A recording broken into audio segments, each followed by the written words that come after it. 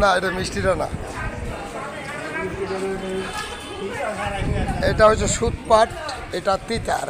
যেটা বগি পাট সেটা মিষ্টি, এটা ভালো বেশি খাইতে, এটা খাইতে ভালো বেশি এবং উপকারিতা বেশি।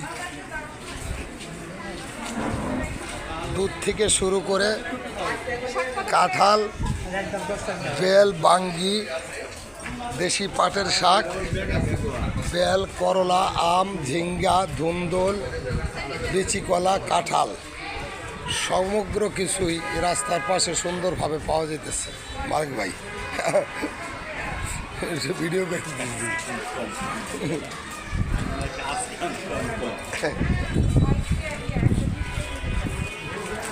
ভালো